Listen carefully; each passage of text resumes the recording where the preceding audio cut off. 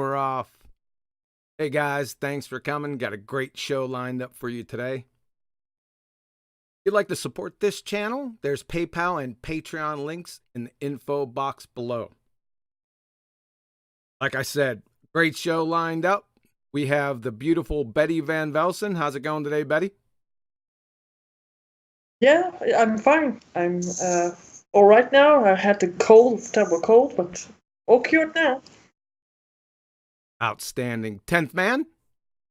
I'm here, out of the closet, doing great. Jeez. Paula, another great presentation on the docks today. How are you? I'm doing well, thanks. So, what do we got? Let's go for a couple minutes before we go into this. Any more puns? Well, if you hang around the closet, there might be. Hang around the closet, huh? Hang around the clock tonight. Let me tell you something, Pete, to the audience, right? There's no prep to this show. It is all over the place half an hour beforehand. There's so many puns being worked, you wouldn't believe it. Everyone's laughing. You wonder how we even get the show off. I'm just to give you a peek behind the curtain. So now we get quiet. Yeah. Sorry, I was joking. Yeah. Everyone gets quiet now, but it's a free-for-all. You wouldn't believe it. I'm gonna tell you what. I'm gonna tape one of these, and I'm just gonna put the pre-show out. You're all gonna be busted. Oh boy. Oh, we will be caught singing and dancing, and yeah, great. You almost started the song. All right, hey Paula, what do we got? What do we got? I promised not to. Yeah, I know you did. What do we got for today? Just to highlight it.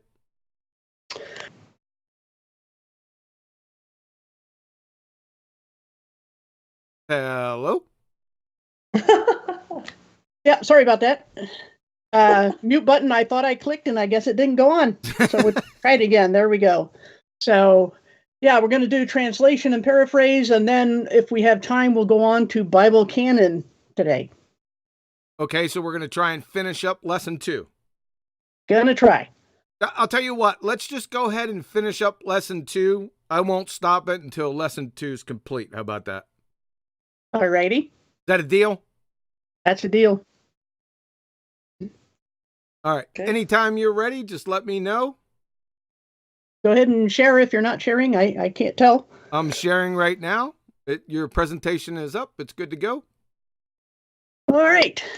Translation and paraphrase, which I didn't have paraphrase in the title, but that's just how it is. A paraphrase is a rewording in one language, pure and simple. For example, the Living Bible reworded the American Standard Version to modern English, but both were English, so it was a paraphrase. But the New Living Translation had a Hebrew and Greek source, so it is a translation. How good a translation is a completely different question of degree rather than kind, but one language is a paraphrase, 2 or more languages is a translation. Nothing more, nothing less. People get confused over these terms, and I always like to define the terms. So paraphrase, it has nothing to do with a translation at all. It's just a rewording in the same language. Beyond this, the waters get murkier, and we're going to check footnote 1 here, translation and paraphrase, and go into some detail. This is by Bill Mounts. I have some of his works in my library, the printed pages. So he's a known expert, and he did a 4-part series. We're not going to go over all 4 parts, just this one. And he opens, people say there are 2 forms of translation, formal and functional. One is word for word, the other is thought for thought. This is not accurate. There are actually 5, at least, and a truly literal Bible is not really a biblical translation at all. And just to clarify, as Bible literalist, I'm not talking about translation. I'm talking about interpretation, which will be lesson 3. So here's an example of what's called an interlinear, the only truly word-for-word rendering. And you can see there's a line of Greek, a line of English, Greek, English. That's what interlinear means, interweaving.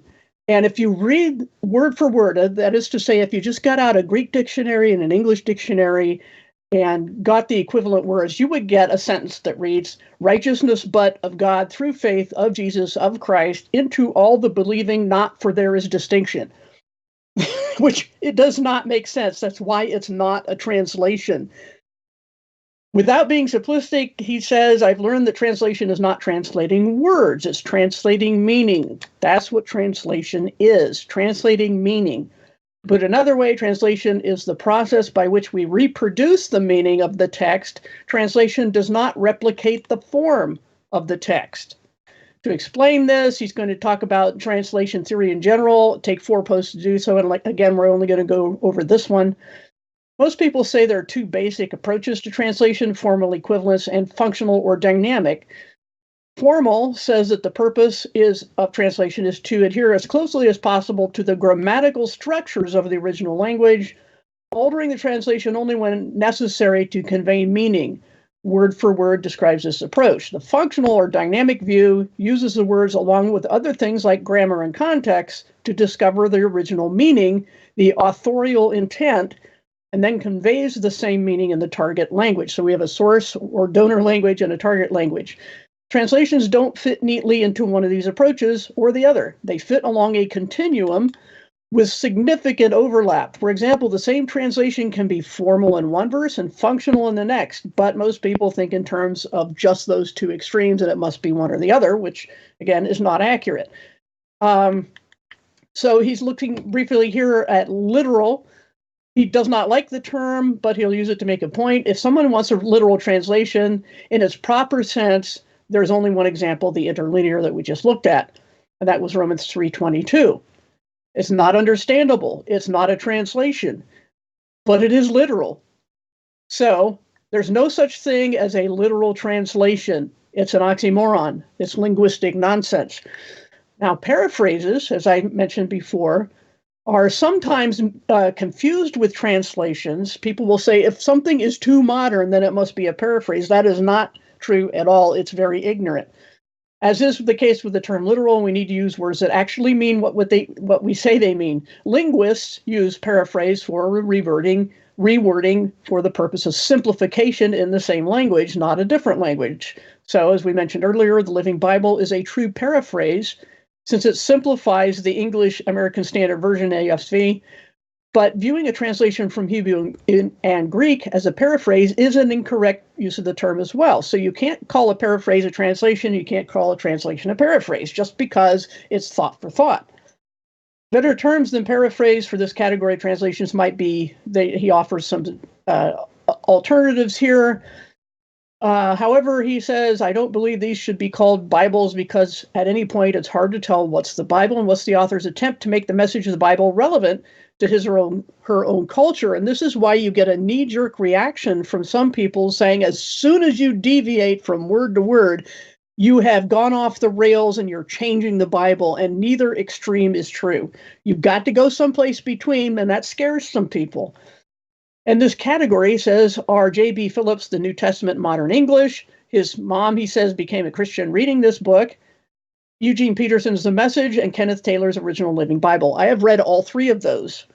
And the point he's making that even a bad translation, such as The Message, can actually get people saved. So let's not be pedantic about who decides which are acceptable translations or not. You can have your personal preferences, that's fine. And some are lend themselves better to study than others, for sure. But we shouldn't be disparaging. I've seen people actually destroy Bibles on camera very gleefully, something that an atheist wouldn't even do. And these people call themselves Christians just because they're not the Bible he likes.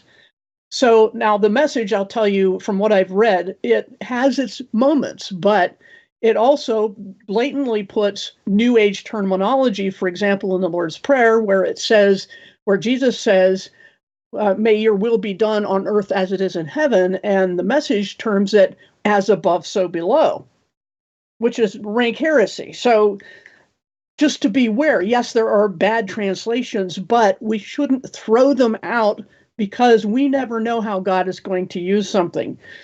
These publications sacrifice, he does not like them, but he says his mom got saved by one of them, sacrifice historical precision for contemporary relevance. So, for example, Peterson says that the Pharisees are manicured grave plots instead of whitewashed tombs. He says the Pharisees live lives as perpetual fashion shows, embroidered prayer shawls one day and flowery prayers the next, instead of saying the Pharisees make their phylacteries wide and the tassels of their garments long. Peterson is making the text relevant for the 21st century, but at the expense of historical accuracy. So we're talking about that gradient, that sliding scale between the two extremes. And at one end, you get probably less accurate translations, but they're translations nonetheless. He doesn't call them translations at all because they're too far away from what he deems the standard. And he has what John would call cowbell because he's a known long-term demonstrated expert in this area. So he's going to talk about the others in other documents, but I want to go back here and make the next point, which is that we need to find out what God approves. And we need to look at especially the Septuagint, if you'll remember from the earlier section on language, is what Jesus himself quoted as scripture. That makes the Septuagint the only translation ordained by God, just because Jesus quoted it. So what approach did those translators use? The short answer is it depends upon whom you ask. According to one informal debate, you can read it footnote 2, it was likely a formal equivalence translation that Jesus himself approved, which weighs meaning more heavily than a strict literalism, a rigid mechanical approach. We see this in specific passages such as Genesis 1:1, where the Hebrew has Elohim and the Greek has Theos. Both were generic terms for deity in their respective languages and cultures. Had the Septuagint translators used strict literalism, they would have transliterated the word Elohim into roughly equivalent Greek characters as they would any other formal name. But they didn't do that. They translated it instead of transliterating. So they're saying that this is, the kind of translation that Jesus, God himself, approved. As this is so important, I'm going to illustrate it with a hypothetical story, which hopefully I will be able to link to. Here we have, and I must disclaimer, fair use, educational purposes, just to get that out of the way. Here we have a picture of Eeyore on some land, okay? And along comes some natives of the land who can't say Eeyore. They can't say it. So they substitute the best they can and say Igor, and they write it down. Okay? Now let's fast forward 1,000 years. Igor. Izor. These people, this 1,000 years later, have trouble saying Igor. So they're like, Izor, Igor, the unpronounceable Eeyore. They can't even, they're just basically thinking that should have had thought bubbles, but, complain to management. Anyway, you get the idea how this happens. And now the little modern twist that I've seen myself, which is why I included it. Oh no, we're unwittingly invoking the evil Agori, the name of their demon in their culture. They think that the people originally wrote Igor, which they did because they couldn't pronounce Eeyore. And these people today think that they were invoking a demon. How many times have any of us seen critics of the Bible claim that Jesus is Zeus or something similar? This is exactly the error they're making. So, do you see how people get so misled by sounds and letters and not knowing the difference between translation and transliteration? They tried to transliterate Eeyore. They couldn't do it. There are awake, quote unquote, people today who think they're doing research when they're really only playing anagrams or confusing free association, you can read about that, with the study of etymology. You can read about that and jumping to wild conclusions. So people, I see it every day, all the time among the so-called awake, making the same mistakes as that little illustration with Eeyore. Now, since Jesus himself approved of a thought-for-thought translation, And since even the strictest literal approach always includes some degree of that in order to be readable in the receptor language, then we must conclude that interpretation is impossible to avoid. You're going to have some. It's only a matter of degree. The differences in translations are more of a sliding scale, as the guy mentioned in that other article, than sharp distinctions. But since Jesus was here, there has been no such thing as a perfect, divinely sanctioned translation. And not even, just to make this point, the King James translators claim divine inspiration for their work. In fact, the presence of marginal notes in the King James for certain uncertain words or phrases stands as indisputable evidence for there being flawed human beings trying to do their best. It's just another translation. And not a bad one for its time. I don't disparage the King James. I hate what people do with it, though. So, question is, what exactly makes a translation good or bad? And by what standard? The answer to that question is seen in the sheer number of translations that have been done, even within one language. Language is a tool of communication, not something people must follow slavishly, and you can find words to that effect in the King James preface. It's in a continual state of change, so translations need to change as well. And since there are no divinely mandated rules for translation beyond deep respect for the words of God and mastery of both the donor and receptor languages, translators have differing ideas on how that should be done. And God allows it to be that way, in spite of objections to the contrary that I hear all the time. God allows this imperfection. No matter how strong anyone's personal convictions may be, they don't override other people's convictions. And to call other people's convictions into question simply because they're different from yours is to lose the debate before it starts. We Christians get accused of this all the time, being the intolerant ones, not allowing disagreement. But in my experience and many others, it's the opposite. We're the ones whose views are not tolerated, especially when it comes to interpretation, but we'll get to in lesson 3. Literal versus allegory. The literalists, like me, are simply not tolerated. We're not the ones with the tolerance problem.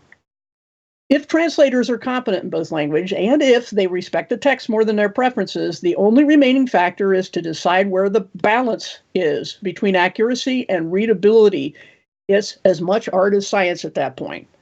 Every translation is done by fallible, biased people with agendas and sometimes sponsors, and I have a disagreement with every translation I've read, but here's the key, usually at different places in the text, because their biases will show up on different topics. Some, for example, like the King James, are pro-monarchy. Some are Calvinistic. Some are Roman Catholic. Some are politically hard left or hard right. Some are universalist. But beyond the New World Translation of the Jehovah's Witnesses and the Message that I mentioned earlier, all of them faithfully present the Bible's words with the best translation they could make. And again, to say otherwise is to charge real people with malice. And for that, you'd better have plenty of evidence. I don't like that so many people are so quick to judge and condemn other people on the basis of nothing but preference or suspicion. And having said all that, there's still one bias that has cut across time and culture, found in practically all translations at the same spots: the relegation of women to secondary status. To even point this out is to be labeled what I call the Christian F word, the feminist, which has changed the meaning from simply acknowledging that women are human beings to all sorts of twisted gender perversions and leftist political ideology. It's a trigger word that shuts down all communication and rational discussion. Now, last time, I said in the section on tampering that I would show how a comma and a paragraph break can completely reverse the meaning of a passage. And this topic of women in Christianity is the one where it happens the most. Big surprise. So let's go look down here. I made a comparison image. Let me try to blow that up a bit. And I'm not going to read the whole thing, but what I'm going to show you is this NIV on this side, which I quote from all the time and don't like on this topic. I'm going to rip them on this topic. And then my own on the right. Yes, it's mine. I'm biased. Shoot me. So it says here, do not get drunk on wine, which leads to debauchery. Instead, be filled with the Spirit, speaking to one another in psalms, hymns, and songs from the Spirit. Sing and make music from your heart to the Lord, always giving thanks to God the Father for everything in the name of our Lord Jesus Christ. Period. End of sentence, end of paragraph. New section title. Submit to one another out of reverence for Christ. New verse, new paragraph. Wives, submit yourselves to your own husbands as you do to the Lord. I'm going to stop right there. This is disingenuous. And all the translations do it. Here's closer to what you see in the Greek. And it says, don't get drunk with wine, which shows a lack of discipline, but be filled in spirit. And then you see a list. I made it a bullet point because it's a list, because every one of these starts with what's called starts with a P, and it just left my head. Oh, well, I'll think of it. But anyway, not prepositions. Oh, well, old brain. The ing words. Participles. There we go. The ing words, talking, singing, playing, giving, being. These are all list items. And the last one in this list, verse 21, being supportive of each other. And first, let me stop and say the word supportive is hupotasso, which literally and primarily means supporting documentation for a legal case. So it's not inferior to the legal case. It supports it. It legitimizes it. The legal case can't stand very well without it. That's what hupotasso means. And so when it's translated submit, it only means submit as far as you might submit a legal document, but it doesn't mean under a hierarchy. It does not have that semantic range. So it would be, even in the one on the left, submit to one another. How can it be hierarchy? Everyone's submitting to each other, everyone's supporting each other, everyone attaching to each other. That's what it means by its context, by its usage. That's where semantic range comes from, as how dictionaries are made, because they don't just arbitrarily say what words can mean. They just say, how is this word used in every context? And these are its possible meanings. And I often use the illustration of the word trunk in English. What does it mean? An elephant's nose, a box with a locking lid, the base of a tree, male swimwear, a person's torso, the back end of a car. Those are all legitimate meanings of trunk. Now, in the UK, of course, they'd say boot for the back end of the car. And then you've got another dilemma. Is it the back end of a car or something you put on your foot? That's what semantic range is. And you can't just pick the one you want out of the range. You have to consider the context. So it is with this word support. And because it's each other, it can't be hierarchy. You can't put yourself under each other's authority at the same time. It doesn't work. It's impossible. But look at verse 22. Wives to your own husbands as to the master. No verb. No verb. And it's a sentence fragment that gets its verb from the preceding text, not the following text. So by changing that, you can see the meaning is very hard pushing submission of wives to husbands as an authority relationship when nothing of the sort is said in the Greek. It can't be supported by the Greek. It just says support each other, and I'm going to tell you how in some problem areas, wives to your own husbands, which again, I can't go off into that topic right now, but there's a reason it says own. And then, you go on and read the passage, but it's tainted by these breaks, these paragraphs and section breaks, sentence breaks, and adding words that aren't there in the Greek. Submit yourself to your husband does not say it. It says wives to your own husbands. Talking about loyalty and attachment here, that's what hupotasso means. So I just wanted to illustrate how bad even translations I like mangle that topic. So I didn't mean to go back there. Close that tab out. Either support, submission is mutual to each other or it's some to others. It can't be both at the same time. And I have a whole book on the topic and a commentary listed there, footnote 7. But the point here is that punctuation and formatting alone can materially affect the meaning of a passage and promote any agenda desired by the translators, which you'll recall from the previous lesson had to do with the vowel pointing that the Hebrews did. Same problem. This is why it's vital to consult the original language text instead of relying upon translations. Questions and comments? Wow. Where do I start?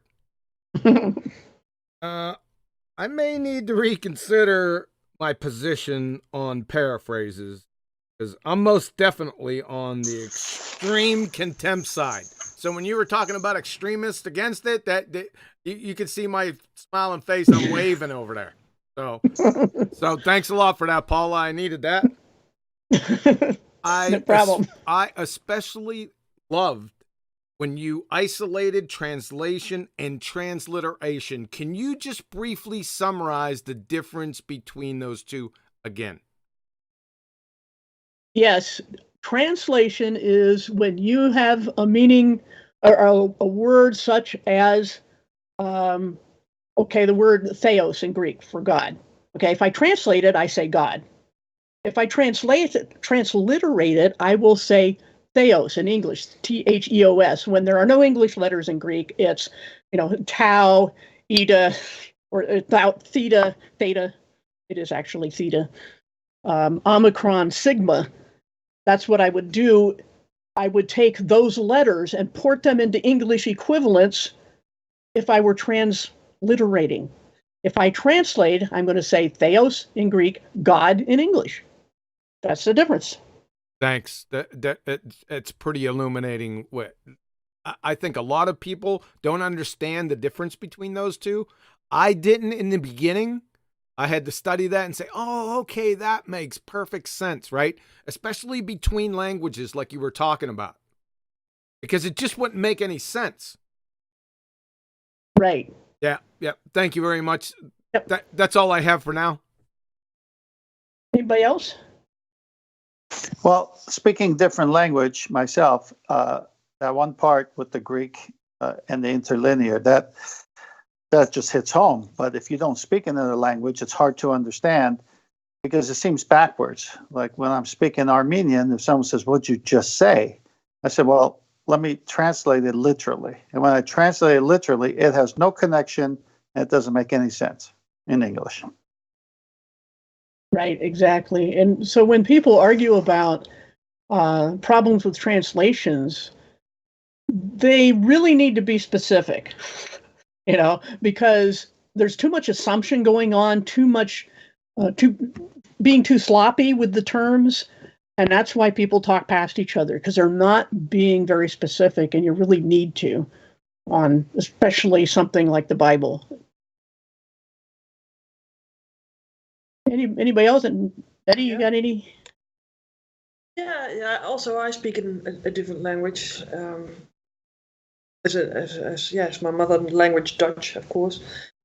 And yeah, you see that some words are difficult to pronounce by the English speaking, for example, or by Dutch speaking, so they want to sort of stay close to the text. That's why they use maybe the transliteration, I think. Is that also the reason why, for example, Paul used his name Paul instead of Shaul? Or actually, in the Greek text in the New Testament, when you see it translated Saul, it is with a sigma. It starts with an S, Saul, because Greek did not have a sh sound, so they couldn't say it. They didn't write it. They didn't have characters to write it, so they wrote Saul.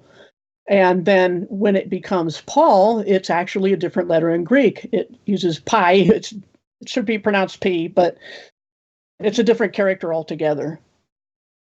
Yeah. Okay.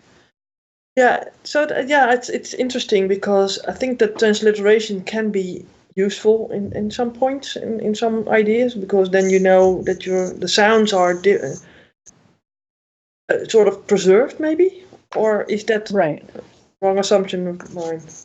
No, it all is going to come back to context, because generally speaking, like I mentioned, if it's a formal name, they will try to transliterate the best they can, like they did, like with Jesus, the name Jesus that people get all bent about.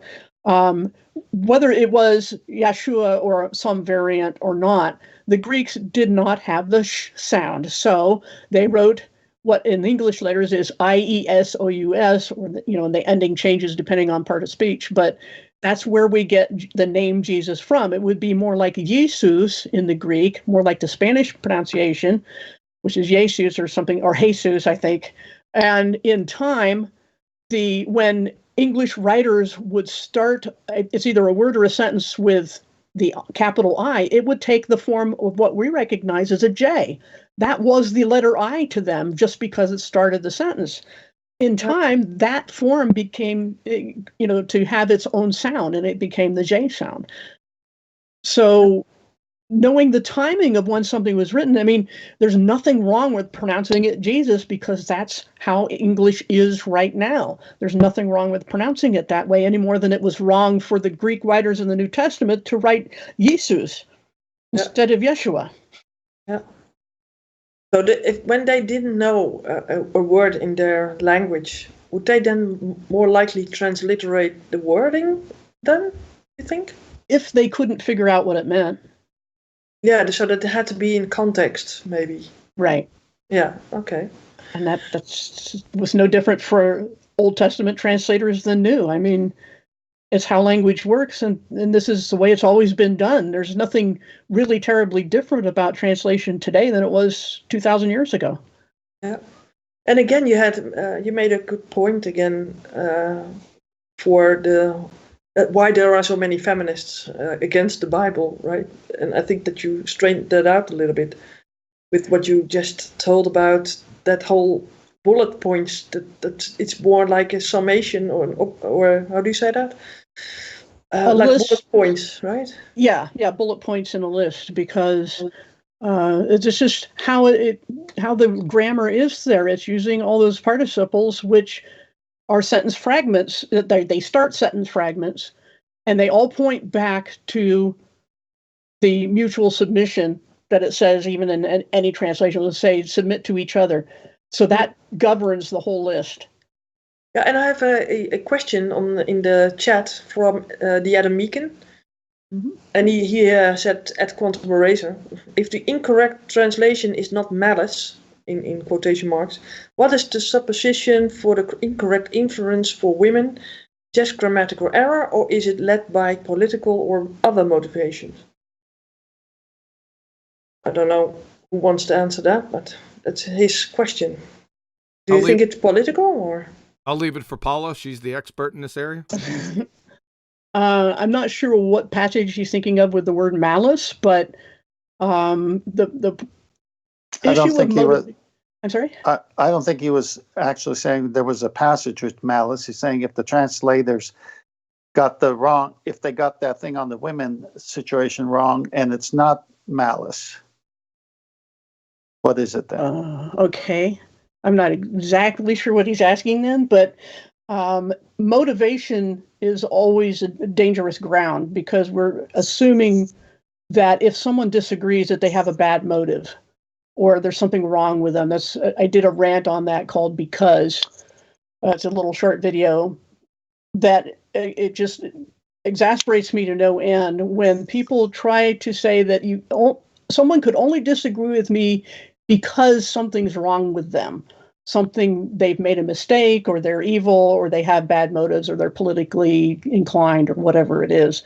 But when it comes to translation, like I said, bias will always creep in. It will always creep in somewhere.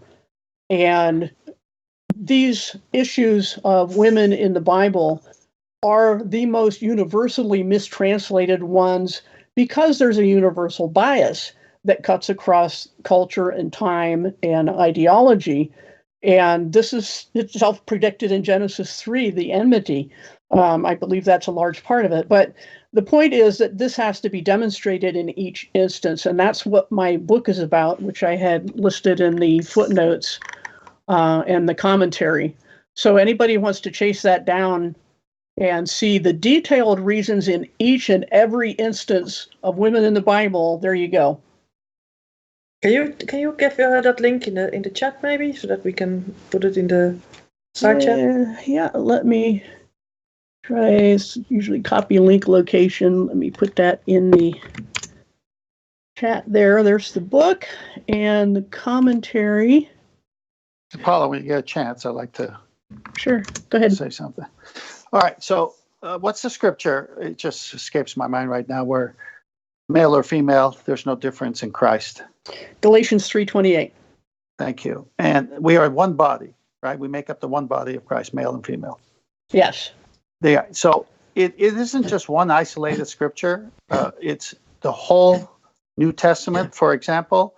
What does it say about men and women and who they are in Christ? I mean, I've been telling people all these years that Christ actually gave freedom to women.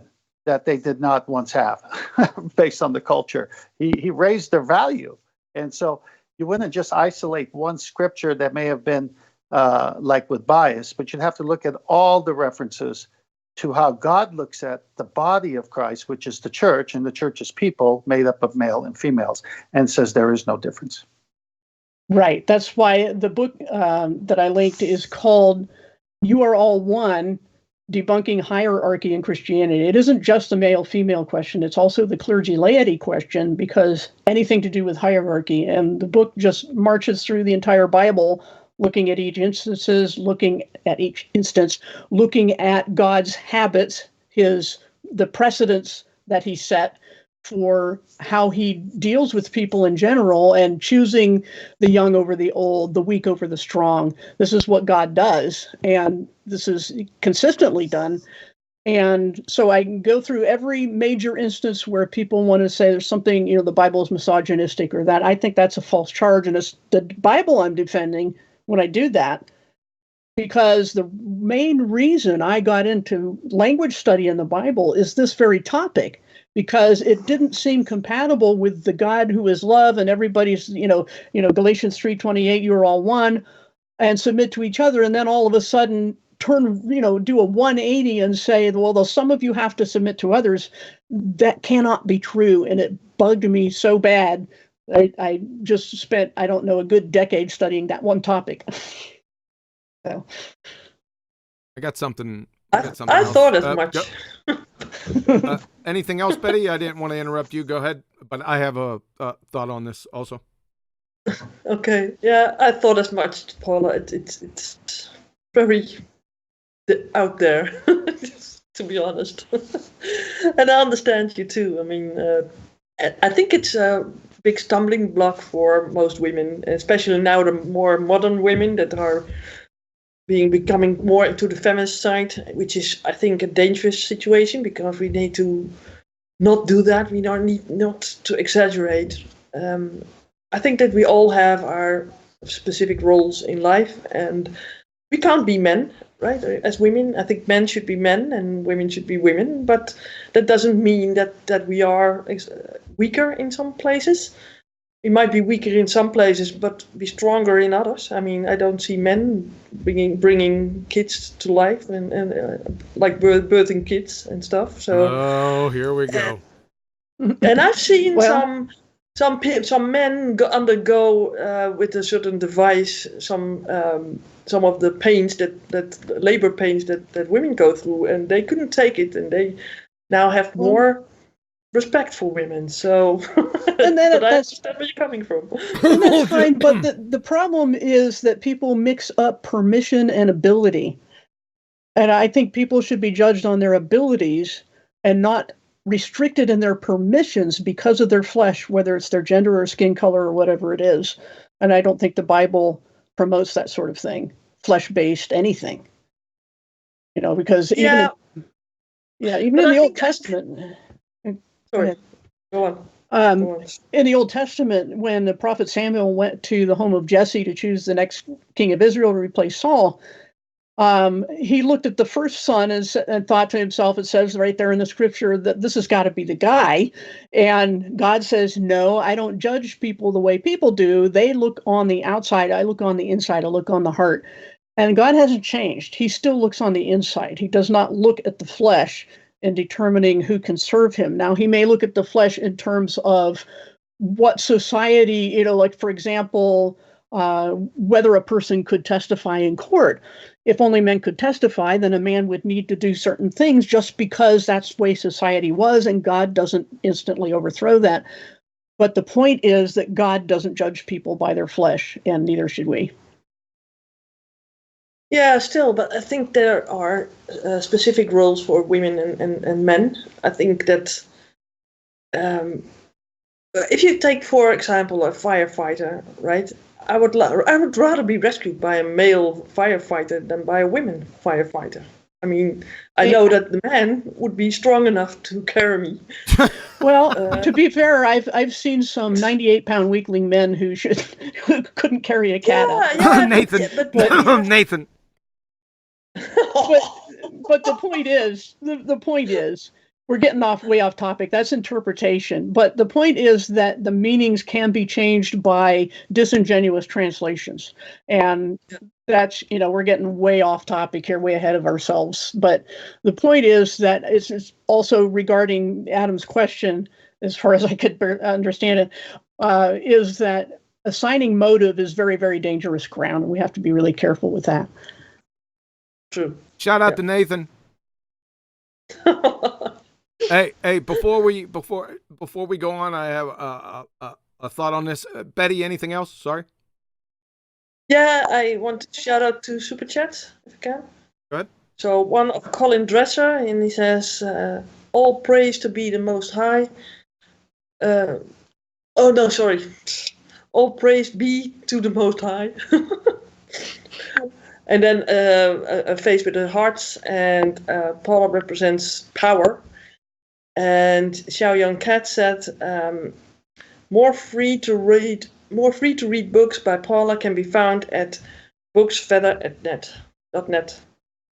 Well, thank you for the super chats. And yes, I failed in the beginning to say in the info box below is a link not only to Paula's channel, but the entire lessons that she's going over here. So don't forget to check out that info box. So, hey, Paula, if I forget to mention that on future occasions, please remind me. I will try. You guys help me remember to remind him. Yeah. You're not that good. Yeah, remind me to remind you. Yeah. I'd like to take a step back here and bigger picture this, and I'm guilty of this. I'm charging people with not doing this, but I fall into this trap of getting in the weeds and missing the forest. So I have to force myself to take a step back.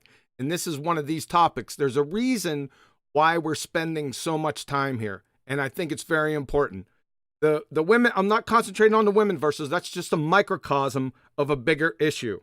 So let me put this out here. And I ran into this immediately on my walk. It struck me like a hammer. These transliteration and translation issues, I can see in my mind's eye Satan just sitting back smirking. And I'll tell you why. Because God identifies Satan's tactics in Genesis 3. And they're real simple. I'd suggest you go read Genesis 3. He gives you a clue on his tactics, right? And one is to outright change the word of God. You see where this transliteration and translation issues would be like a jungle gym to him. So this is a call to extreme due diligence. That's what I would like to leave everyone with. If you're following me. Thanks. Yep, that's true. That's the thing, is what we're trying to do, like you said, is get the underlying principles and put down the foundation of the building first, because it doesn't matter how nice a building you put on top of shifting sand. So we have to have that foundation, and that's hopefully that we're at least making a good case for one, is all I can promise. Okay, are we ready to continue? Sure. Time for some cannon fire. You are presented. All right. So first, on the canon, the too long didn't read version. If a document or on spiritual matters was written by or quoted from a prophet or apostle, it qualifies to be in the Bible canon. This is something I observed and researched, not something I invented. So, since 420 BC to the time of Christ was a time of no prophets, and 100 AD to the present time is a time of no apostles, then documents from sources during those times are ineligible. During the time from 420 BC to the time of Christ is when we have the Apocrypha and the Book of Enoch. 100 AD to the present, not so much in recent centuries, but we have the Gnostic so-called Gospels during that time. Neither of those times had either a prophet or an apostle to sanction something as God ordained, and that's the key. And so anything during those times can't be in the canon for that reason alone. And before we look at the long version, that was the short version, understand that the long documents are the kind of research that real truth seekers must read if they consider themselves qualified to critique the Bible canon. Canon is not closed because some council or leader decided it, but because qualifications for speaking with a divine authority can no longer be met.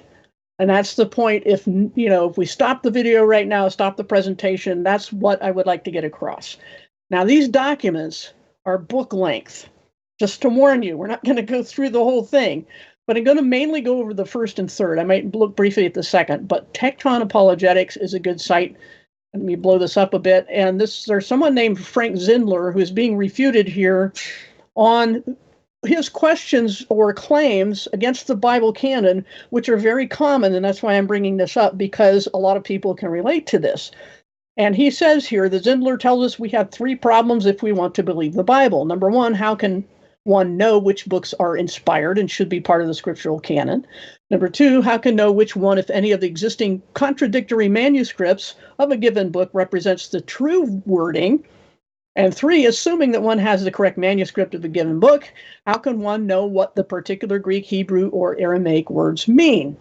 There's a bunch of different questions, and like I said, I don't know if you can see the scroll bar, but it's tiny compared to this page. So this is a huge book of an answer. So I'm just going to hit a few things. Zindler declares there's no way these questions can be answered with absolute certainty. At best, believers must trust to the probabilities, not certainties, that arise from a scientific investigation, wink, wink, of the facts surrounding the biblical text and traditions. And the theme of Tectonic's reply is, and what exactly is the problem? Straightforwardly, Zindler is far off base if he believes that these issues will worry anyone but a few extremist fundamentalists, and I don't think he's using the term in the most pejorative way that most people do. Do these questions cause me concern? No. Should they cause you concern? Absolutely not. And then he explains why, and that's what his book is about. And briefly, question 1, which books are in the Bible? Which canon is right? The Catholic, the Protestant, the Samaritan, etc. There is some quite misinformed commentary alongside, if to be saved, one needs to have information found in this or that or the other canon. Isn't it odd of God to let so many people be born into an environment deficient in books we need for salvation? That's the assumption in his question. And his answer is, the last I checked, no variation of canon within the Christian church at least thought that the smaller canons were lacking any soteriological data, that is to say, having to do with salvation. That no matter how small the canon was, it still told you what salvation was, how to be right with God. But after appealing to the specter of diversity by listing some of the different numbers of books and canons and different books listed by different persons, Zindler lists councils and histories and opinions all the way up to the Reformation and leaves it there, leaving the reader to conclude that this is a mess of confusion and there's no way to know what really is canonical. And he's going to tear that apart. To which we say overstatement has its place in Zindler's canon, at least. Zindler's canon I thought was a nice touch. But are things really that bad? Hardly. When it comes to the Old Testament, Zindler tries hard to find some deviation among the Samaritans. He admits that their canon was inspired by ulterior motives, and that ends all viable use of their canon for his argument. So he shoots himself in the foot from the very beginning by offering as a reason for confusion a canon that he even knows is inferior by its quality because they had bad motives for making it. So, and by illustration, he says, if Aunt Hattie decides she doesn't like Ephesians because it uses the word darkness and she's afraid of the dark and cuts it out, she does not form an independent and authoritative witness to a differing canon to be considered valid. That's what people do with some of these other canons. They do what Aunt Hattie does. Instead of just saying that's her personal problem, they say, this is a different canon. Oh, look at all this confusion. And the same goes for, he says, Luther's opinion on James. James was hated by Luther, the book of James, because he thought it taught salvation by works. He was mistaken, but by his misunderstanding, he wanted it out of the canon. That doesn't mean that Luther had his own viable canon and we should consider it in the list of so many canons that we can't possibly know what should be in it. Natural human tendency towards syncretism and the application of personally preferred truths to the minimization of those found less comfortable is inescapable. This is a human tendency, especially in our modern postmodern environment. Whether God had a hand in the selection and forming of the canon, or whether it was just random assortment by the winds of history, the result would be the same. There will always be those, believer and non-believer alike, who will take mental pen in hand and cross out the parts of the Bible or any other set of ideas that they find uncomfortable, or add on to things that will personally give them a warm, fuzzy feeling inside. We see this all the time with the absolute insistence on allegory in every case in the Bible that says something that people don't like. And in a sense, he says, we each form our own canon of acceptable ideas. So this is not a foreign concept at all, that there's something so different about the Bible canon that it is something only the Bible made up, which is not true. He says we each have our own canon. We have our apocrypha of marginal thoughts, our collection of ideas we discard into the void as heresies. Resistance to a fixed set of ideas perceived as limiting our freedom to do as we please is as old a tendency as humanity itself. Zindler is pointing the fault arrow in the wrong direction to begin with. So he's torn apart Zindler's objections even in just his opening remarks of his book. And then he goes into detail. I'm not going to do this, but except to read this bulleted list here because I think it's valuable, of how canons in general are formed or have been formed in history. The deity speaks and his words are recorded. The material is faithfully transmitted, that is to say, copied. Authenticity is established by means of blessings for honor and curses for dishonor in transcription. That is to say, they put the fear of God into translators. And materials are preserved in a sacred place. This is what constitutes the most primary idea of what a canon is and how a canon forms. So these are essential canon concepts that were already in place when the Old Testament was being put together and involves no radical innovation or supposition of historical invention. So you can go on and read all these details of how canons work if you really want to be a Bible critic. And he mentions someone named MacDonald. I have some of his works on my shelf as well. He's, I agree with him on some things, disagree on others, but his area of expertise has to do with the canon. And I think he did a Bible commentary as well. But he says that there was a couple of things I wanted to pick out here. He does late dates for the book, so I don't agree with, but he mentions Philo, or should probably be pronounced Philo, but anyway, we'll go with Philo because it's popular. Let's see. I wanted to get the one from Josephus. Down here somewhere. Let me do a search on Josephus real quick. Okay. Sorry about that. I'm going to find the exact... Okay, here it is. Although, this is Josephus in the 1st century, the time of Christ. Although such long ages have now passed, no one has ventured to either add or remove or alter a syllable in the canon.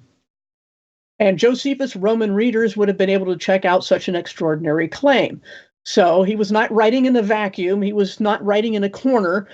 He was out there in public, sanctioned by the Roman government, no less, saying that no one has dared to alter the Jewish canon up to that point. And it was closed with the book of Malachi about 400 years before Christ. So there you get the principle. Again, I'm not going to read the whole book to you, but there you get the principle of how canons are formed and how they get closed. Okay, just to back up what I had said earlier in my Too Long Didn't Read. Now I'm going to look briefly at Christian Think Tank. Excellent resource. I'm not even going to blow up the text here because we're not going to read through it. But this is a very technical website. You can download the whole website if you want in a zip file. It's not, I don't know if it's being updated anymore, and there's some things that weren't finished. But if you really want to get down and dirty with details and facts and analysis and research, go to Christian Think Tank. There's a main page that will also answer questions more quickly, but this is where you go if you want cowbell, as they say. Now, finally, for the canon section, I want to look at this document on the intertestamental period, that is to say, between Malachi and Matthew, especially paragraphs 3 and 4 under the literature of the intertestamental period. Okay, so I didn't search on that very well. Oh, come on, where's my find? I can't see it on here. Anyway, let's look at, here it is. I think I said paragraphs 3 and 4. Another group of writings that needs mentioning is the pseudepigrapha. It's made up 2 words that mean pseudo and writing.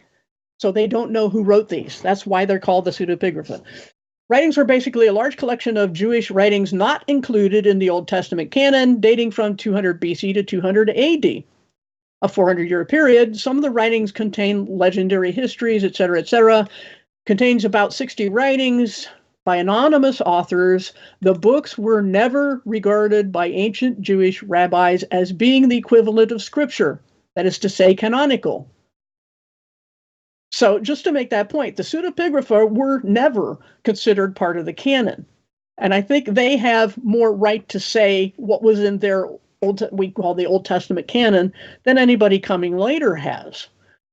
Obviously, there were a number of things written by different Jewish and Christian writers during that period, but that doesn't make the material divinely inspired any more than some present-day writing by a renowned Christian writer would make it inspired. The pseudepigrapha tended to focus on the values and thoughts of the people at the time in which they were written. Such messages made life tolerable, etc., during this time of silence. It is called a time of silence when God did not send any prophets to Israel. So they did some writings of their own, inspirational writings, like people make inspirational writings today, but nobody considers it scripture. Nobody ever did consider the pseudepigrapha scripture, is the point. That doesn't mean it has no value. It doesn't mean it's not even true. It just means it's not God ordained and carries no divine authority. That's the point. So the value, as he says here, of the pseudepigrapha for Jews and Christians alike is considerable. Along with the Dead Sea Scrolls, they form an indispensable background, not canon, for understanding the developments which took place after the Old Testament was written, which is to say, after the canon was closed. Then there were the Dead Sea Scrolls. We have heard a lot about these scrolls in our time. They were not discovered until 1947. They reflect the thoughts and ways and the practices of various separatist groups that pulled away from Rome and away from the common culture and tried to preserve the values and things they consider to be important. That's what their purpose was. Another item shaped during this period of time was an edition of the Bible called the Septuagint. So the Septuagint was made during that time of silence, and yet Jesus sanctioned it by quoting from it. Is the point about that. It's often abbreviated LXX, so I'll skip over some of this. I've gone over many times before. Jesus himself quoted directly from the Septuagint. We've got some formatting issues here that made this into a PDF. Thus, the integrity of this translation is highly acclaimed and respected in the Christian world. The Greek, or I should say, Eastern Orthodox still uses it, not the Masoretic text. So give them kudos for that. But there's a lot of other things they believe that are way off the rails. Anyway, remember the New Testament was also written in Greek. This was the language that dominated the Greco-Roman world during the first century, and is, part of the context, was the language of choice by God himself to convey divine truth to the world, because that's when he chose to reveal these things, the fullness of time. Of all the languages in the world, no other language is as exacting and precise as New Testament Greek, commonly referred to as Koine Greek, or the Greek language that was spoken by the common man, not classical Greek, the scholarly language of philosophers, business, and legal matters that were written. One might compare these two variations of the Greek language with the English language that was commonly spoken to Shakespearean English. And if you ever read Shakespeare, you notice a very formal literary style that's more difficult to understand. Fascinating to note that God chose to communicate divine truth to human beings through the language that the common man spoke, though not a language that those who were highly educated, only the highly educated, could understand. In other words, God made sure everybody could read this. And that, incidentally, has been the goal of every translation, to put it in the Bible into readable terms. So God developed the Greek language to convey doctrinal truth in an extremely precise manner that everyone could understand. The Old Testament language of Hebrew is a picture language.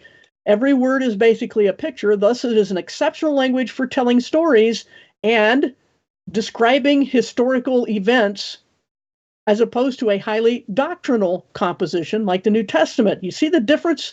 Why God chose Hebrew for the old, originally the Paleo-Hebrew, and Greek for the new? because the old needed stories told, but more importantly, historical events which are not fiction. That will come in more into play when we get into interpretation. Since the Greek language had come to be dominant language of the people all over the known world, and that, by the way, was due to Alexander the Great's conquests, and he syncretized all the dialects of Greek and tried to make them into one so that everybody could communicate. That's what a good ruler does. And so that's why, that's part of the context. Anyway, the evangelization of people was now possible through one language for both testaments. The Septuagint became a key tool in communicating both the Old and New Testaments to the world, and as such, it became a much quoted and much read edition throughout the Roman Empire. By the way, the English language takes on a character much like that of Greek, as opposed to Hebrew, in that it is also a very definitive language. Thus, it is the language of science, so-called, in our world today. But the point of those two paragraphs, I think, helps to explain why it's a big issue as to what goes in the canon and what doesn't and why, and that these other documents you have to know details about if you're going to critique the Bible canon. I want want the critics to show that they've even read any of this stuff, let alone understand it. So let's go back. And if we want, I can read the conclusion now, or we can stop and do questions and comments before I conclude the whole lesson. I just want to say, let's stop for a second. What an awesome, these little bites, these shows are unbelievable, Paula. Your acumen is otherworldly. I'm just saying from my perspective, I've been around Christianity for many years, and I would have to say that I'm gobsmacked, right? Let me tell you something. These presentations are abject goldmine. Whether novice or seasoned Christians out there, tell your friends every other Tuesday, they need to be here. If you don't see that, really don't know what to say. I mean, I'm going to be here because I'm learning a ton myself. As I consider myself a seasoned Christian, I'm learning an abject ton. So that's what I got to say, Paula. Unbelievable. Thank you. Very kind. Of course, glory to God for that, because this is His doing. Like translating the New Testament or something. Who does that? I did not sit down and say one day, I'm going to translate the New Testament. It was a heck of a job. It took I don't know how many years, but this is what, when you open yourself to tell God that your life is His, things happen. That's all I can say. The attention to detail is breathtaking. And people that make ambiguous claims, I can see, did you ever hear somebody make an ambiguous claim around Paula? And she just snickers, right? Rightfully so. They haven't done any due diligence. They've just gone to an Evolution R Us site and just parrot what they've been told. I would suggest not to come around Paula. Or if you do, you better gird your loins. Over. There are some people. Oh, sorry. Go ahead. I took the liberty to add Adam Meakin to the call. He had a question to ask Paula. If that's okay. Right. Sure. Evening, guys. Hey. Before I do, I'd probably like to echo John's thoughts a little bit and maybe nominate myself for one of Ranty's things for Triggered Earth for the Year Award. It's triggered me to phone in, but I'm going to let me in. Let me. And not to argue with you, but genuinely, I've not been in chat talking. I've just been sat listening until I think me and Nathan got at the same point. Not to argue with you, but to just get a little bit more into this theology. It's not something I've heard a great deal about, and I was seeking just a little bit more understanding of it. So maybe on behalf of, I think Nathan's along the same lines. If we were to go to the start in terms of what you were saying in terms of what qualifies the canon, I put a question in there. And it is so. The question for clarity, I think, simply is, for a book to be in canon, does it have to be written by a prophet or an apostle? And if so, does that automatically qualify it for canonization? Oh, go ahead, sorry. No, well, that's probably, need to stop there first. It's probably a yes, no. Like that. Well, it's going to be a kind of a combination, because certainly not every little thing a prophet said was meant to be scripture, right? Just because they're a prophet. But when they would say, this is what the Lord says, thus saith the Lord, something like that.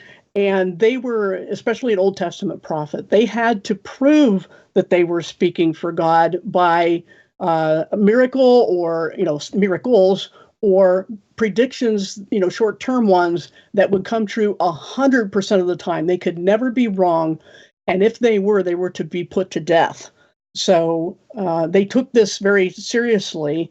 And so the presence of a prophet, and sometimes there was more than one in Israel or among the Israeli people, wherever they were, this is how you would legitimize something that was in writing to say, did the prophet really say this? Is this really from that prophet?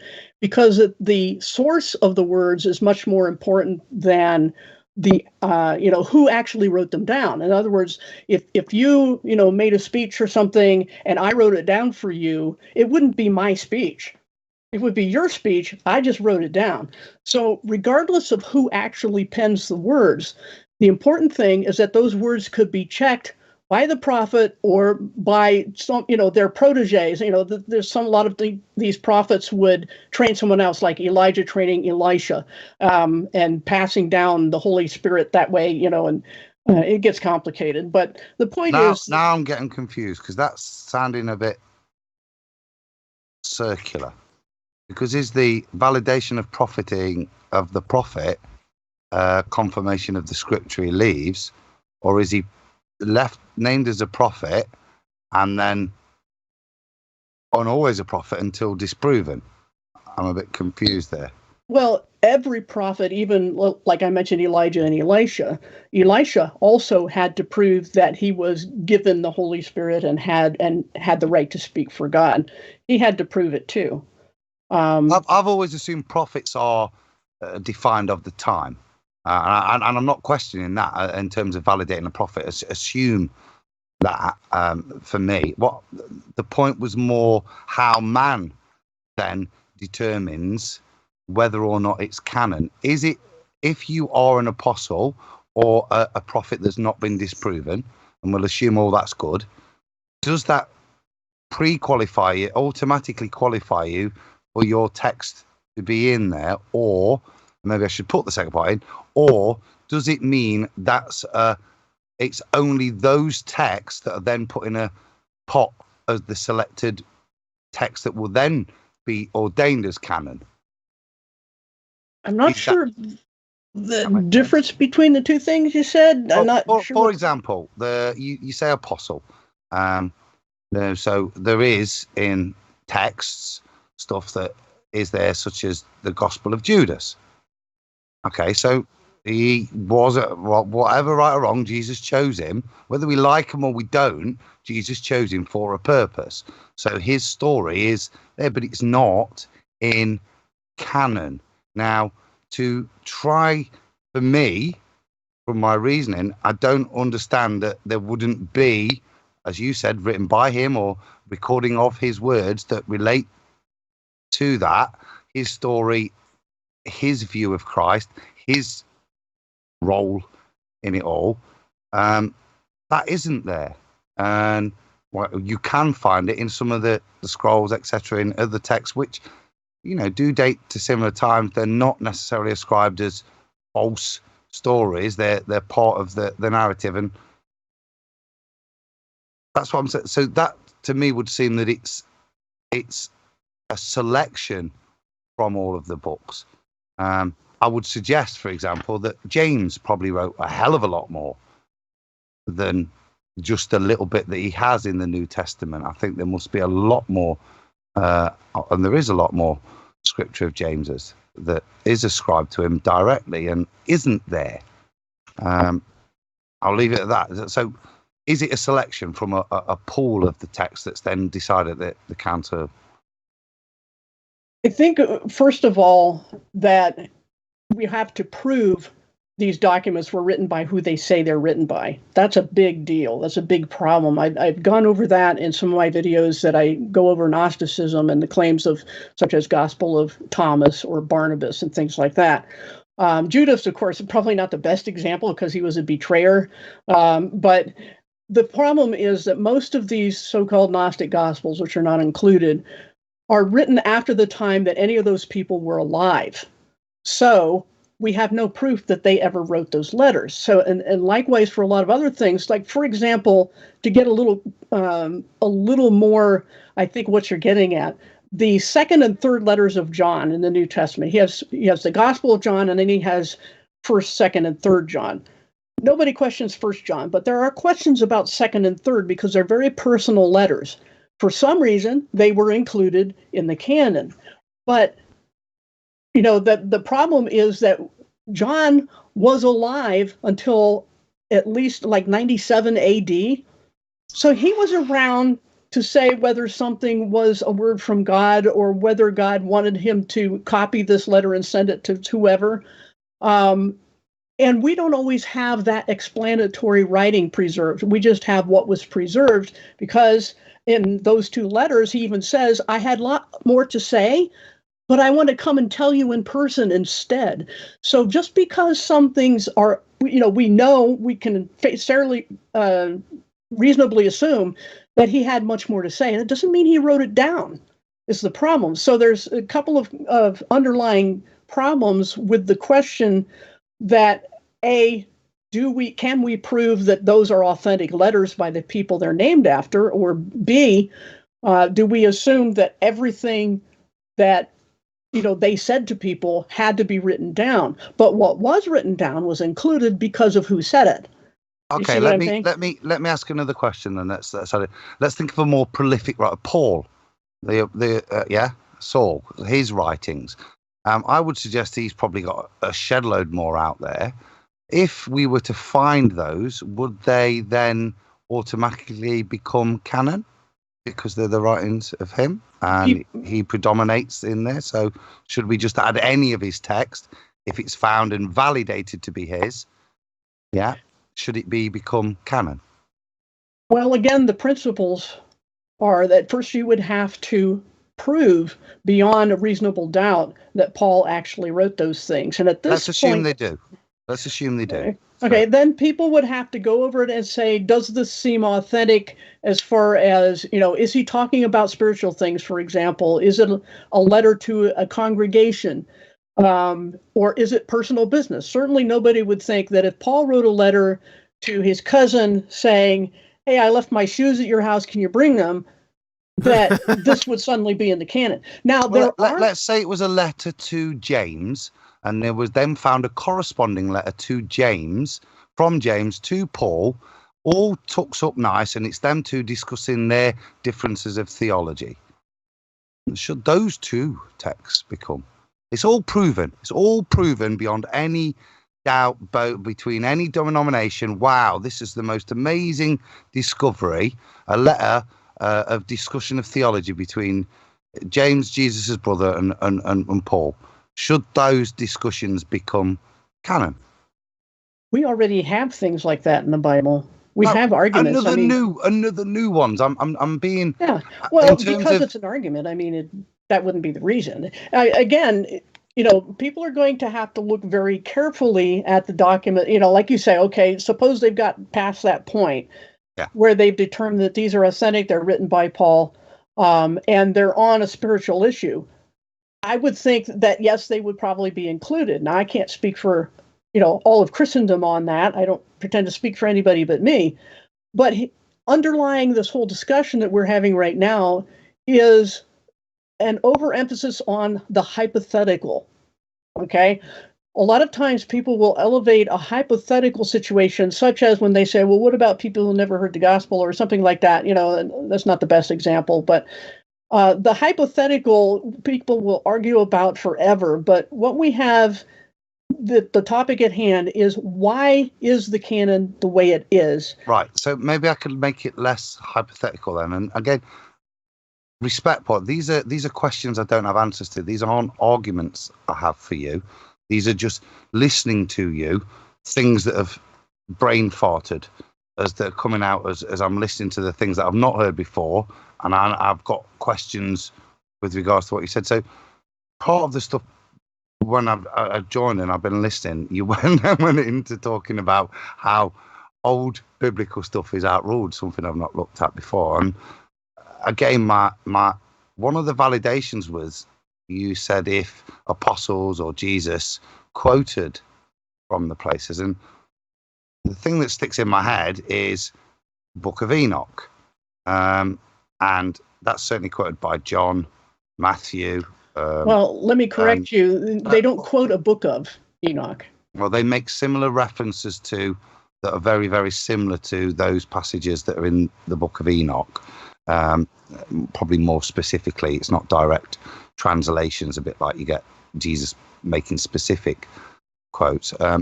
But outside of that, there is a very, very old canonization that's much older than the one that our Bible constitutes of, and that's the Ethiopian Bible, and they include the Book of Enoch. And there are many, many, many Christians who are exceptionally observant to both Judaic law and Christian alterations that I would suggest are extremely observant, the Ethiopian, but they include this book in their canon, and I don't have much more of a point than that, other than they do. Do you understand? So understanding canonization has always been a confusing point, because there are different sets of books. It's not just I know that's the one you accept, that set of, but actually there's lots of well-observant Christians out there that do accept the Book of Enoch, and it talks about the Son of Man coming, and is very prophetic. Yeah, I have some videos just on Enoch, if you might want to check those out. But earlier I had said also, yeah, and I don't even bother with 2 and 3, but I have videos just on Enoch and the canon separately from the series I've been doing. But that's the reason I included these long books as references to the stuff. I'm just bringing the highlights of all this research. And I'm sure part of the confusion comes from the fact that I'm not waiting and taking everybody with me, wading through every little detail, because that can make a difference in how you understand things. This was like I said, a too long didn't read summary of the canon issue. And because it's so deep and most people don't even care, and what really puzzles me is why anyone outside of the Christian faith even cares what should or shouldn't be in the Bible. I mean, that's an internal matter for Christians to argue over. I really don't understand the interest. Like, for example, I couldn't care less what's included in the Bhagavad Gita or the Vedas or the Book of Mormon or, the Quran. And I've read those. I've not read the Vedas, but I've read the Book of Mormon and the Quran. I've read those. I don't care what should or shouldn't be in it. I don't get into their arguments because it's not my faith, not my sacred text. I don't care. So when I talk about what's in the Bible, the only people that really should have an interest in it are Christians.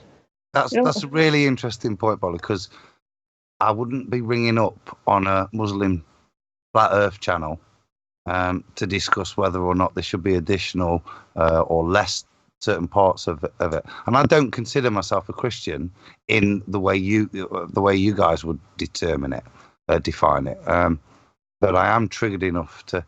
Do you see what I mean? So it's not a non.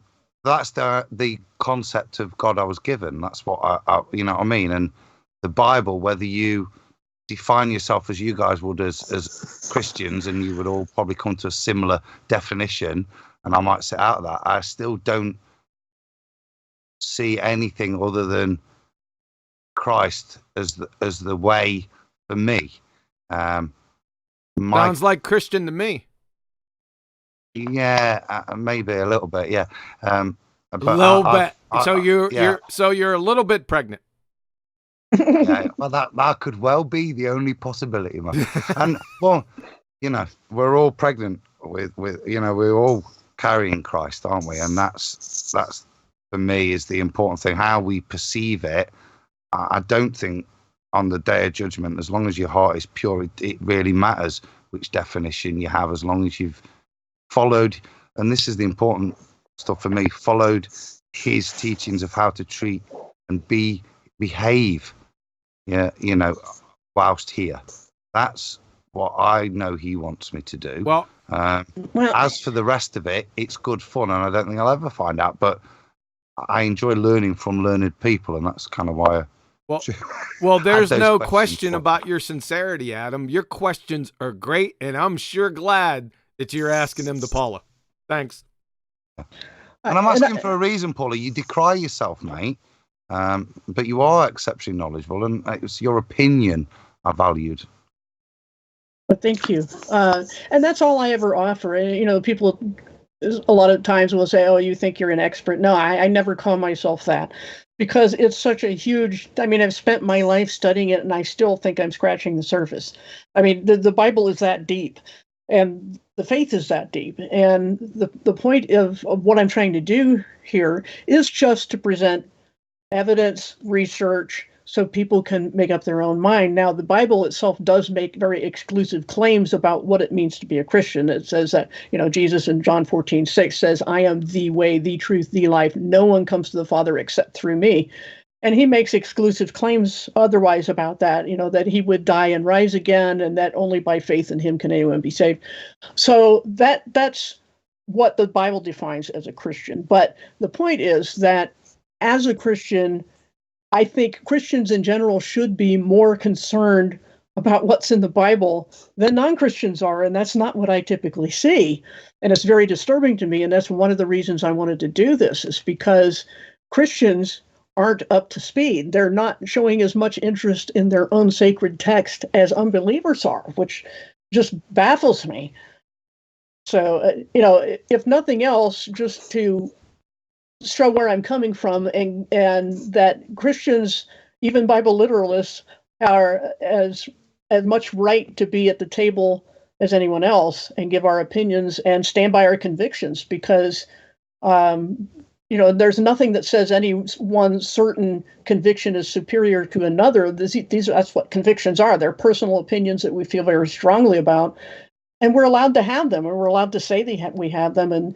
And as I've said many times, there's no point in seeking truth if you're not allowed to find it. So in saying that we found truth, that we believe the Bible is the Word of God, and that Jesus rose from the dead, we're not being arrogant. We're just simply expressing our personal convictions like anyone else does. Can I ask a question of Adam? When he said Judas, is he meaning Judas, the betrayer, wrote the gospel? Is that what you were referencing, Adam? Yeah. I read it many years ago. It's a very I have that caught me by surprise, actually, because it's my understanding, and I have to go back many years when I did my research on the Canon, that most of the writings happened after the resurrection of Jesus Christ, and Judas hung himself. So how could Judas have written anything? Exactly. It's written as to what his message was. It's written with regards to why he must continue on this journey, why he must finish what he started, why Jesus has asked him to do it. It's a very, very good read. Adam, but you need to suggest, hey, Adam, as Paula said, to decry its validity is nonsensical based on that kind of timeline. It's quite clearly written, and then the second part of the narrative describes his death and him hanging in the tree and the lights and the money. But somebody else wrote it. Wow. But can you physically Judas can describe his own death? No, but he could have narrated it to one of the other apostles that wrote it down, couldn't he? But how can he describe his own death? like I said, he could have narrated the bits that are relevant to what I talked about, the journey and his conversations with Christ over what was to come and his importance, that he was part of the prophecy and it was part of the fulfillment, his role. Yeah, he wasn't unaware of this, and Jesus didn't leave him alone. But they were all. Wilderness. It's a were real. Mate, I can't. All I can say to you is read it. It's really worth a read. Yes, you could take the line that, of course, he couldn't write it after he's hung himself, and I said I think you could justify how that text came about with certain parts. I don't think there's. But hang on. But I don't think that Matthew, Mark, Luke, and John sat down and wrote those texts like that, and we can validate that realistically. We can. Be careful. Okay, hold on. Hold on, Adam. Hold on, Adam. Thank you, Adam. Wait one. Go ahead. Ted had something to say. Then Paula. I'll let Paula round it out. But again, I'm going back from my initial studies some 40 years ago. But this is the reason for the canon, is to have authoritative writing. You have to be an apostle, an eyewitness. And then the books in the New Testament, the authors are quoting other books. So there's validity in that. To say that Judas wrote the gospel a while prior to hanging, or narrated it, but then his death. This is something that came much later by some unreasonable means, because all the apostles ran away when he was arrested. They had no clue that the Messiah was going to die and rise, even though Jesus told them many times. They just couldn't get it. And so for them to be writing anything, which there's no proof that they wrote anything while they were still pre-resurrection. It was always after resurrection, when they were filled by the Holy Spirit and realized that this was the Son of God, Christ the Messiah, who was meant to come and die and rise. Prior to that, they were scared to death and ran away at his arrest. So I could see the book of Judas being written, but not from Judas or any of the apostles saying this was what he would have said. I think it's just some Gnostic writings. And I would add that Jesus said about Judas, it would be better if he had never been born, that he was a son of perdition. Nobody would preserve someone who would have been better off never to have been born as a valid canonical document. I mean, and the teachings in it go against what the rest of the gospel writers, the bona fide ones, have said. And there's a document by Simon Greenleaf called Testimony of the Evangelist, that he's a lawyer that, one of the founders of the Harvard School of Law, who cross-examined the four gospel writers and found them credible witnesses. So anything that disagrees with their accounts and quotes Jesus as saying ridiculous things, like at the end of the Gospel of Thomas, for example, where it says, well, how can Mary, Jesus' mother, be saved? Well, we'll make her a man. I mean, Jesus could not ever say that. And so that delegitimizes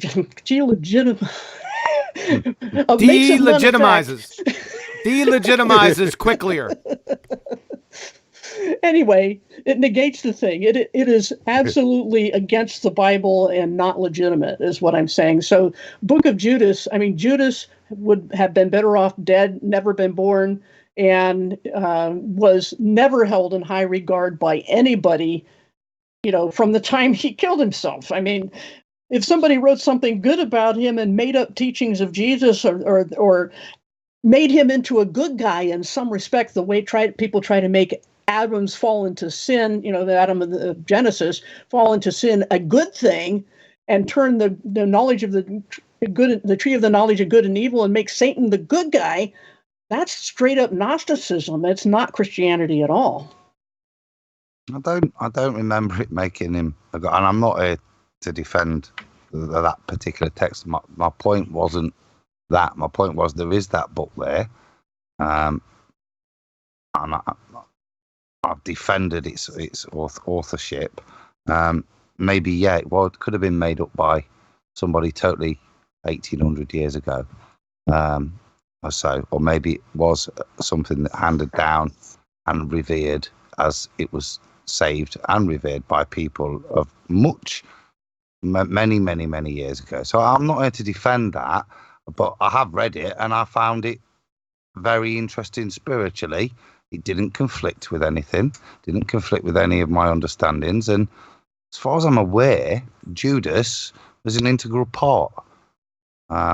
So I don't see any, I can understand the disdain for having him in there, but actually Jesus chose him for a purpose from the beginning. Yeah, but Jesus So maybe there might be a bit of validity to his story and his realization of what went off as he tried to play God and play, force God's hand and think he was powerful enough to. Maybe there's a lot of spiritual learning.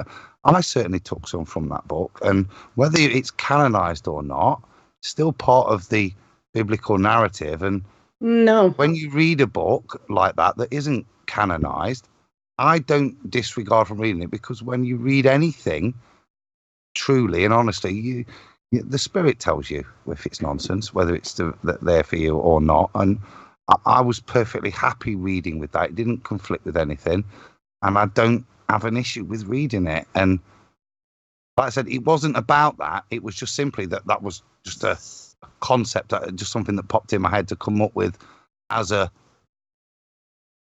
question with what you were explaining to us with regards to how books are selected, which is something I've not particularly researched, and I found really cool that's how it was born. I think your point. Go ahead, Paul. That's why we do this painstaking detail, so that we have more than just opinions and hunches and what we feel in our spirit should be in it. We have to have something objective, something consistent, and something precedented to go by. And that's why I offer all these source materials, because I can't possibly read them for everybody. And anyone who really cares, really wants to know, and wants to have the right to critique the Bible canon needs to do their own research. And that's all I'm asking anybody to do. Right. And I think Adam, your point is well taken. Conceptually speaking, I see where you're going with this. You're asking not particularly with Judas's book. You're asking conceptually, what does it take for something to be canon? And I think Paula went over the criterion that it would have to follow. Do you got that part, right? Yeah, that's why I was coming up with those Judas and the Book of Enoch to say, well, why don't these fit in? Why were these not selected by the Church of Rome? Yeah, and Paula, lots of them were selected by lots of other churches, and some of them still hold true. Obviously, lots of the other churches were wiped out, but ones that did hold true still have other books that aren't the same. So, what make that was it's that understanding. I'm not trying to argue for one book or another per se. But clearly there is other things out there, and there were other books out there. Certainly, much nearer to the time of Jesus, there were lots of canons that were held true with people that were saved. But Adam, again, I got to stress something here. The argument is fallacious to begin with, because even the most critical theologians in liberal universities who do manuscript research, what's the guy's name that I'm thinking of? Barth, I think is his name. I can't remember. Bart Ehrman. Yeah, Bart Ehrman. No, Ehrman. Ehrman, whatever. Yeah.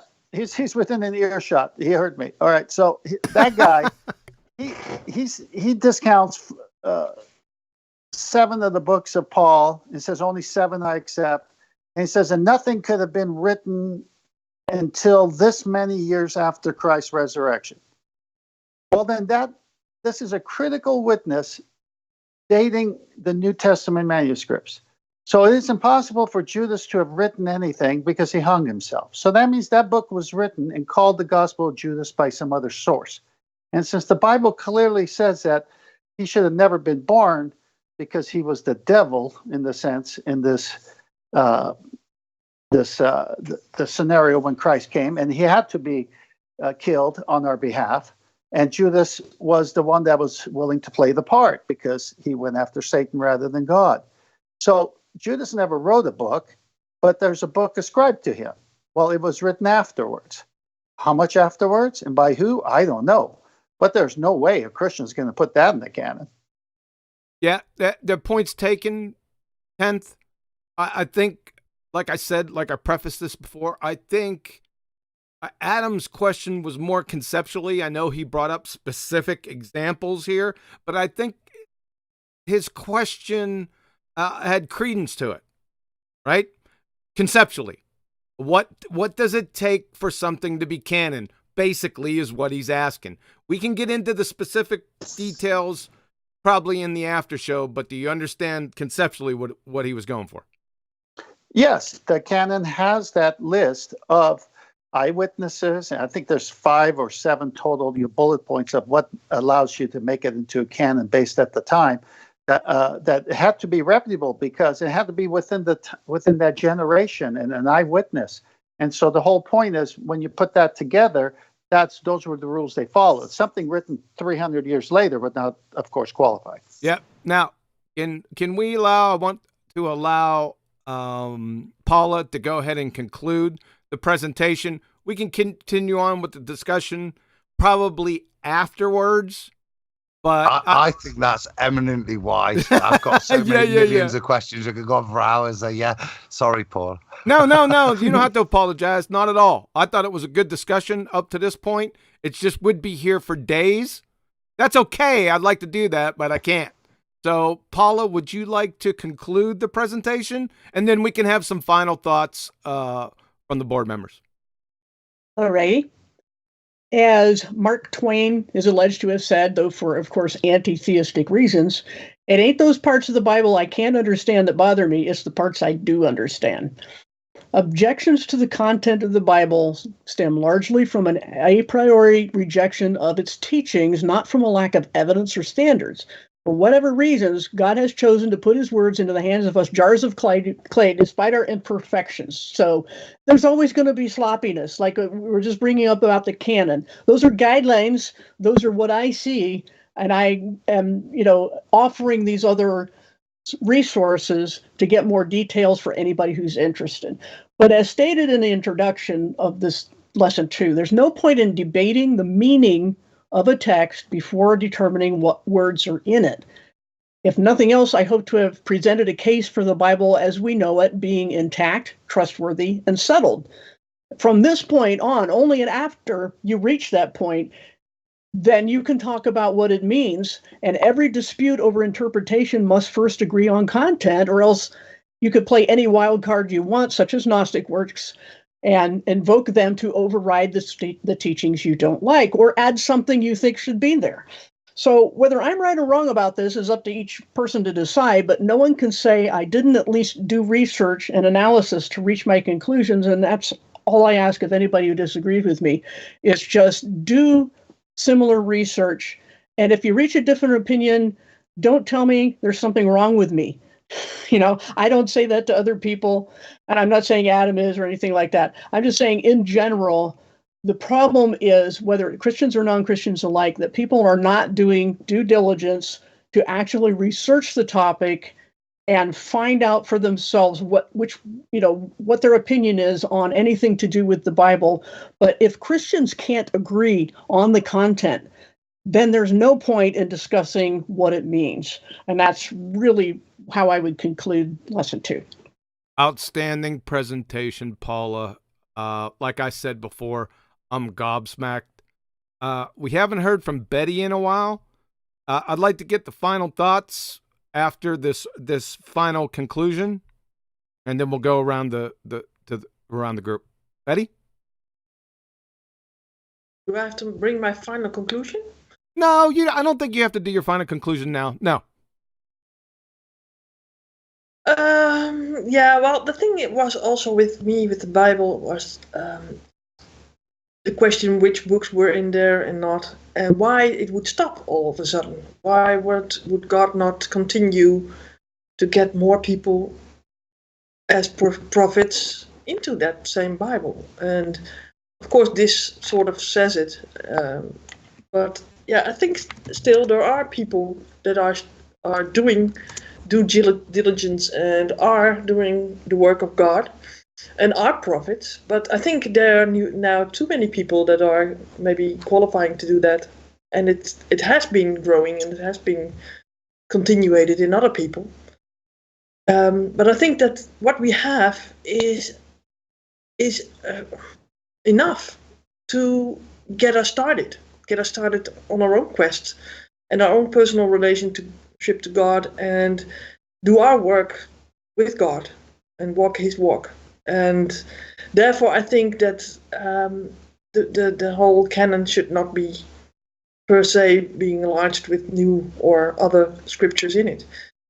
I do think that there might be other scriptures that could be in there. I think that the Catholics have more books in them than the Protestants, for example. I think the Book of Maccabees and a couple of others are not in the Protestants' Bibles.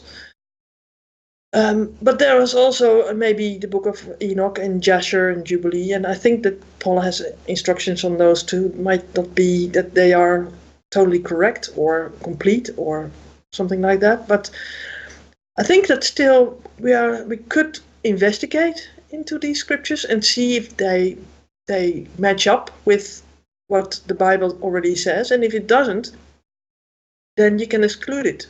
If it doesn't have any references or things that you really be guided by the Holy Ghost or the Holy Spirit, that it is truth, then you should disregard them. But it is a personal journey that we all have to go through, and that's where my stance is at the moment. Okay, 10th, you want your final thoughts? Yeah, good session, Paula. That brought me back to my early days when I jumped into this. Just trying to, for my own establishment of my faith, is that I wanted to make sure that the Bible I was reading was God's word. And so when I did my research into the canon way back then, it was satisfying because the people had to be eyewitnesses or recognized prophet or apostle, or someone who was with that prophet or that apostle, and it couldn't contradict what the others said, and it had to be within a small time frame. It couldn't be 300 years later or all this kind of stuff, like in the case of after Jesus' resurrection. And so then the Gnostic writings would come up, and then you come up to a more recent time when Mormonism started writing their own books and said everybody's wrong and these books are from God and the Bible is only correct as far as it's correctly translated. And then the Jehovah's Witnesses come up and start their own version of the Bible and make a wreck of it because they never had a Greek scholar anyway. And so what happens when you allow all these other books, hey, what about this and what about that? This is how Satan comes in and disturbs the actual story that God wanted us to have.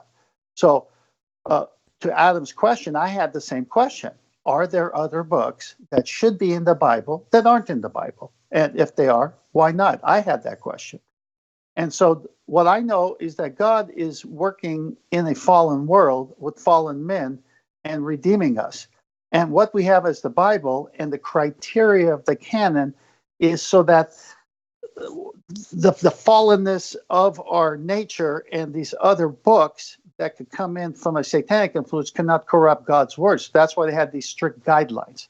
So I was satisfied with the fact that it had to be an eyewitness or an associate of an eyewitness, and there were no contradictions within them and within the space of time, because anything can happen if you give enough time, and it has. Adam, I know you're not officially part of the board, but you might soon be. Your thoughts on the overall presentation, not the specific Book of Judas. I didn't plan to comment. I just wanted to thank Paula for. Sorry, my mic's away. I just wanted to thank Paula for entertaining my questions. I have a million more, and I'd just like to thank her for her knowledge because, I was curious for more knowledge. It was more detail as to the selection I was after, not specifically arguing for any particular text per se. Yeah, just say thanks, Paula, for entertaining me. Thanks for generating many more questions in my head, which I will pester you with when the show's done. Cheers, mate. Betty, final thoughts? Did you already do Betty? No, Final thoughts. Yeah, she wanted to hold on to her final thoughts, so I'm on to her final thoughts now. Wow. I think that I gave my final thoughts. I only have one super chat to shout out. Okay. You ready for it? Sure. Or go you ahead. want to do that later? No, that's fine. Go ahead. Okay, for Rikia Life, the blessings of God are endless. Jesus Christ is Lord and Savior. Any questions, ask Paula. She's ace. Amen. Paula, any last thoughts, final thoughts? I would like to read John 21:25. Jesus did many other things as well. If every one of them were written down, I suppose that even the whole world will not have room enough for the books that would be written. And this goes back to what both Tenth and Betty said about, where does it stop if we open the door to more things without drawing a line somewhere? It would never stop, and you wouldn't know what the Bible was anymore, and the message would get lost. And so there's a Occam's razor attitude, I think, is sensible for the issue of canon, because if it's endlessly changeable, what's the point after a while? I mean, the original will get lost, just in that little illustration I gave with Eeyore. So I think those are all, everybody raised valid points, and discussion will never end. But I do believe that I think the most important point, I think was Betty that brought up that God has made sure that we know what we need to know. That doesn't mean the Bible must contain every bit of knowledge there ever was. That's not the purpose of the Bible. The purpose of the Bible is to tell us something specific, which is who our Creator is, what went wrong, and the path to make it right again. And that's what the Bible's about. That's what it focuses on. It's not just a collection of moral living, rules for moral living. You can get that anywhere. The point is that the Bible is telling us something true about our Creator and our relationship with Him.